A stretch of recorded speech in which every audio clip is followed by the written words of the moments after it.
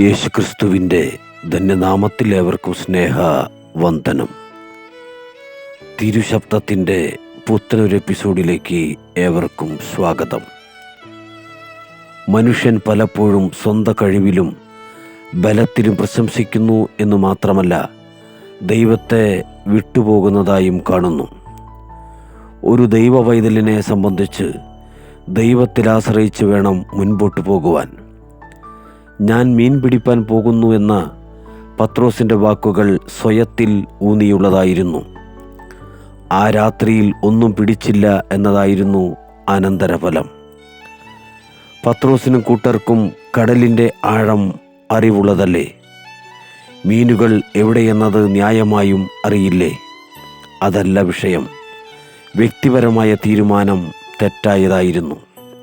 എന്നാൽ അരുമനാഥൻ്റെ ആഹ്വാനം, പടകിൻ്റെ വലത്തുഭാഗത്ത് വല വീശുവിൻ, എന്നാൽ നിങ്ങൾക്ക് കിട്ടും എന്നതായിരുന്നു.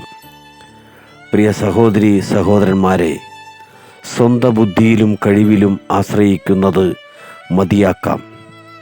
യേശുനാഥൻ്റെ വാക്കുകൾ നമ്മെ പ്രചോദിതരാക്കട്ടെ. എന്നെ പിരിഞ്ഞ് നിങ്ങൾക്ക് ഒന്നും ചെയ്യുവാൻ കഴിയുകയില്ല. യോഹന്നാൻ എഴുതിയ സുവിശേഷം 15-ാം അധ്യായം 5-ാമത്തെ വാക്യം. വേദപുസ്തക താളുകൾ പരിശോധിച്ചാൽ സ്വന്തം ഇഷ്ടത്തിൽ മുൻപോട്ട് പോയവരുടെ പരാജയത്തിൻ്റെ പട്ടിക കാണുവാനാകും. എന്നാൽ കർത്താവിൻ്റെ വാക്കിന് വല ഇറക്കിയവരെല്ലാം അനുഗ്രഹീതരായിട്ടുണ്ട്. ദൈവത്തിന് സ്തോത്രം. ഇന്ന് പുലരിയിൽ ജീവിതത്തിൻ്റെ സമസ്ത മേഖലയിലും നമുക്ക് കർത്താവിനോടൊപ്പം മുൻപോട്ട് പോകാം.